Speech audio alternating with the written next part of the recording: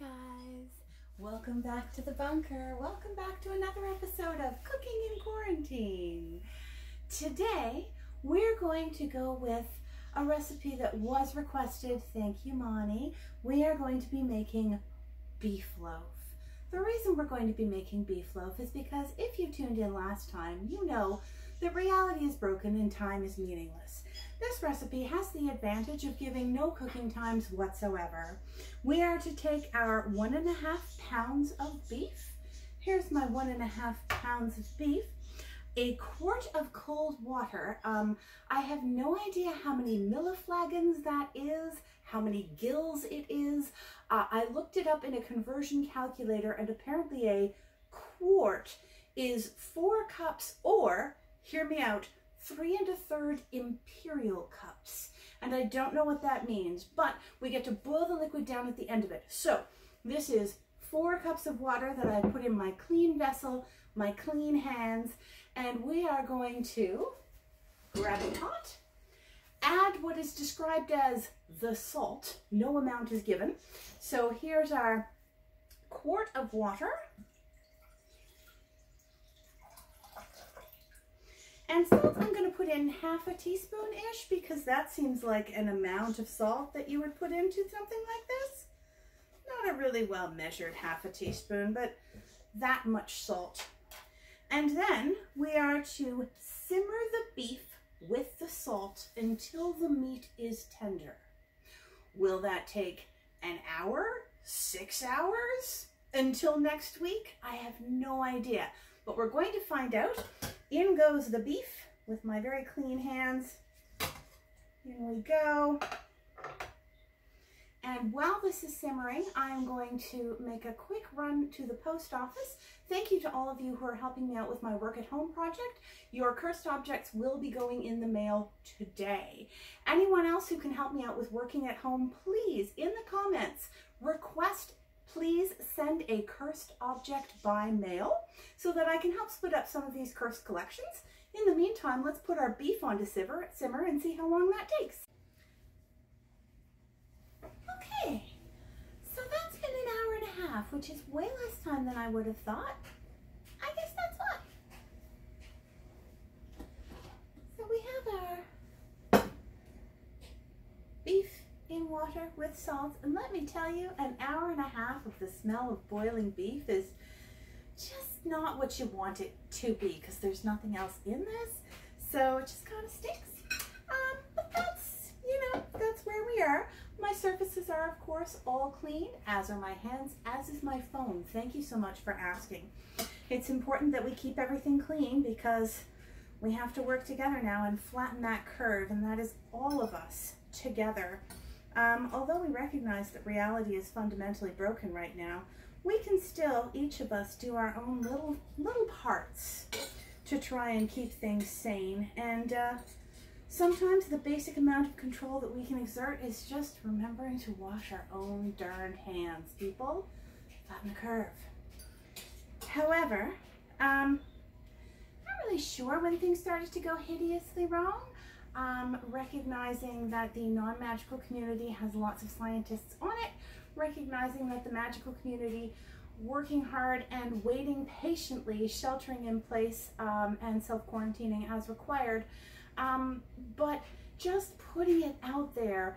This is really a time when we need the time travel community. If you're out there, could you go back and fix something, please? Thanks. While we wait, let's continue with the beef loaf. I've taken the beef out to cool. The liquid, which is our quart of water, which, if you will recall, is 4 cups or 3 1/3 imperial cups. We now need to boil it down to 1 cup. They don't say if that's a regular cup or an imperial cup, so I'm just going to go with the cup measure that's in this kitchen. Again, not really any idea how long that will take. I'm just going to put it on and let it boil. In the meantime, this beef will cool, and then we're going to chop it up fine. So it's been about an hour and a half, and my liquid is reduced down to a little less than a cup now. I am letting it cool slightly. I've pulled my meat out of the fridge. And next I'm going to separate out any fat or bones, just cutting those out. I'm sure Dog will appreciate them later. And then we take the meat and chop it fine, very fine, it says. So I don't know how fine that means. I'm using my nice Henkel knife. Try not to slice my fingers off. Again, super clean hands, very important here. Chopping very fine. And I guess this takes however long this takes as we chop this up very fine and take out anything that looks fatty, because I feel like in terms of texture that would be unfortunate. I'm going to say unfortunate. I don't know how fine very fine is when it comes to meat. I have never had anything call for meat to be chopped very fine before. So I don't know. I guess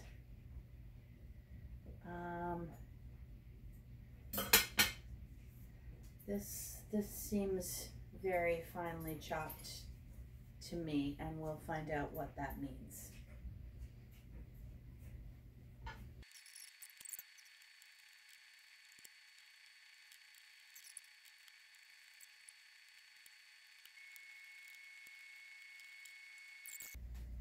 This to me seems like a lot of waste, but I mean, this is fat or has so much fat marbled into it that I can't get a clean chunk of meat out of it. So I think this is the best I can do. I have a fair amount of meat in the end, probably the equivalent to 2 cups, maybe more, maybe 2 imperial cups. Actually, I'm curious now.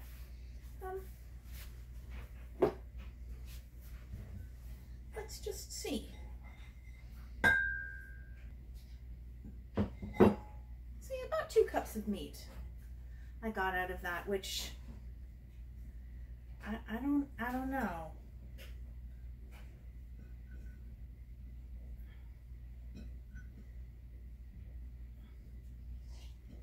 So like 1/3 of it is scrap.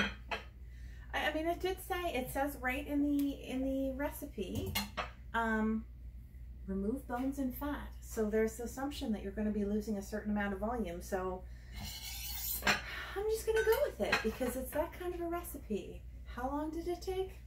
I don't know. What will it taste like when it's done? I'm hoping it doesn't taste like cat food, but you know, we'll see.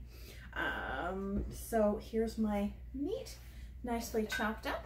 Next, so we have our minced beef.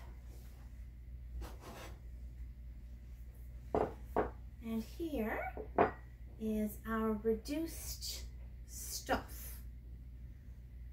This is from the water that our beef was boiled in. And it's reduced down to, I guess, just a little below a cup.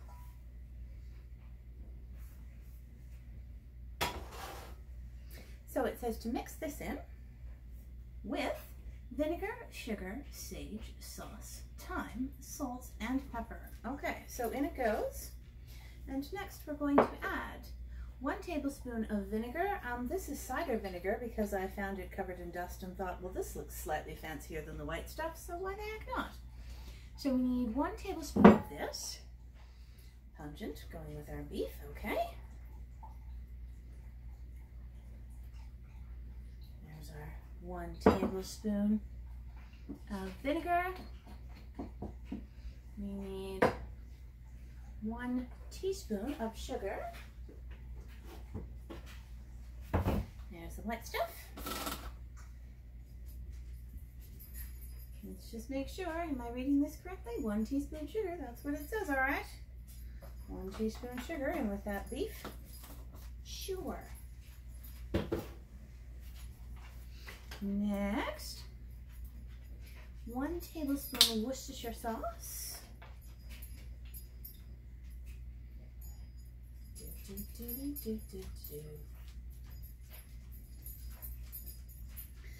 our 1 tablespoon of Worcestershire sauce.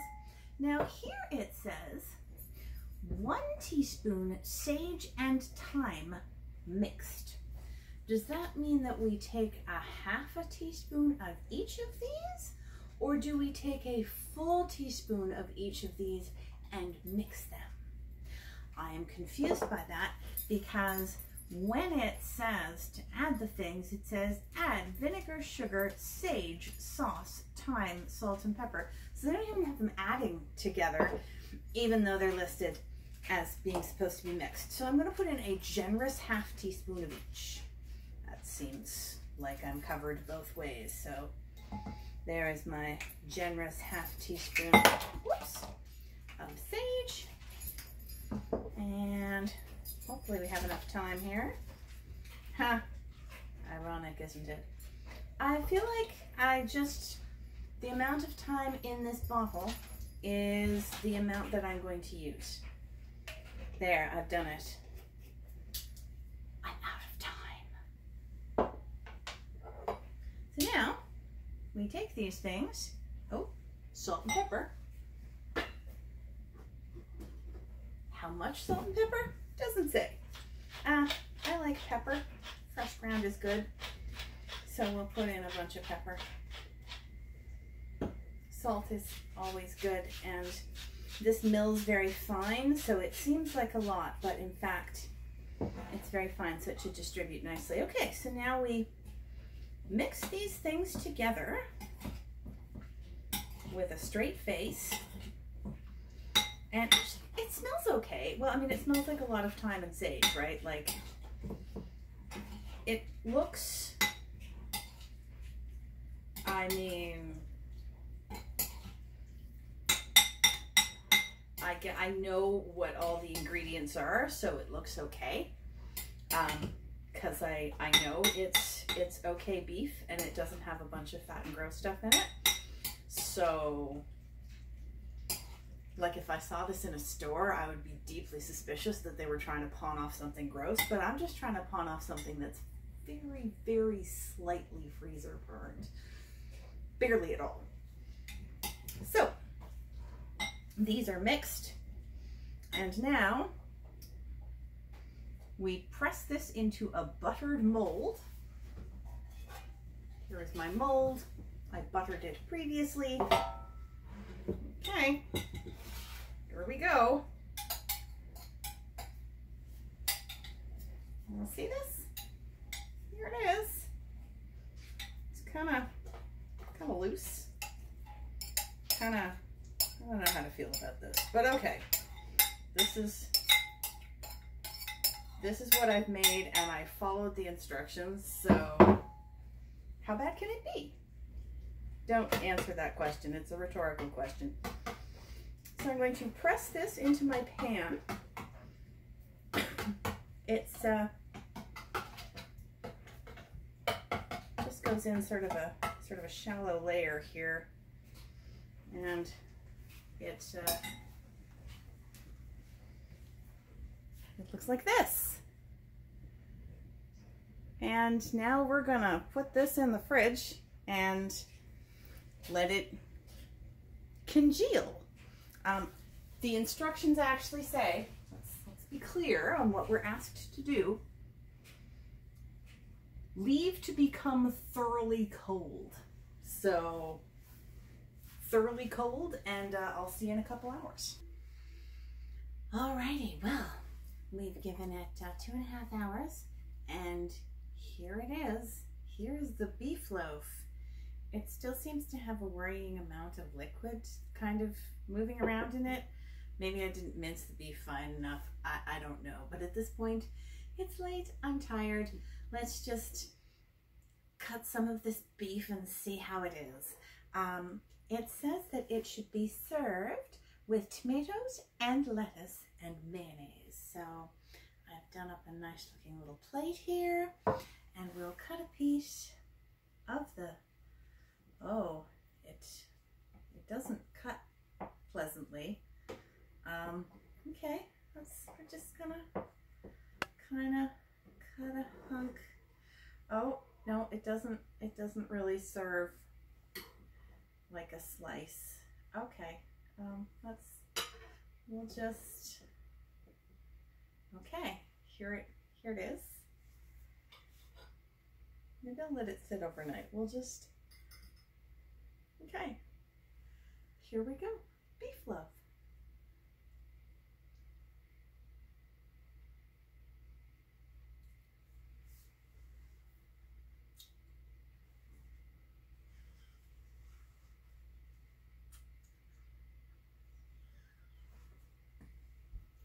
Oh.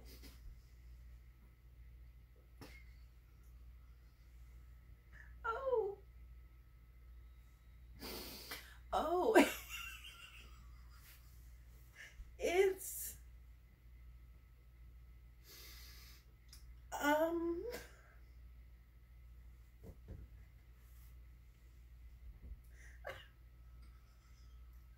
just gonna have some tomato. Okay. That helps. That, I'm gonna say, balances the flavor profile. That has a really distinctive, okay. Now I know what I'm in for though. Okay, so it says mayonnaise, so I'm just gonna like give a little mayonnaise. Okay, so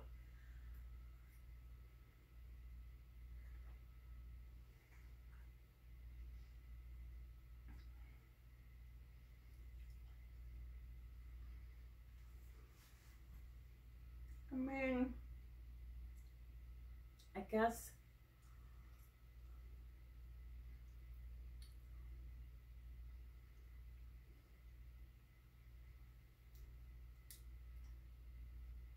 it seems like a lot of effort to create something that once I got over the initial mouthfeel, is like scaldingly mediocre.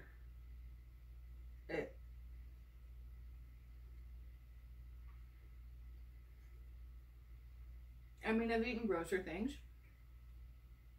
and it doesn't taste like cat food. It is more flavorful and less gelatinous than I would expect cat food to be. But you know, another 8 hours in the fridge, that might change everything in terms of texture.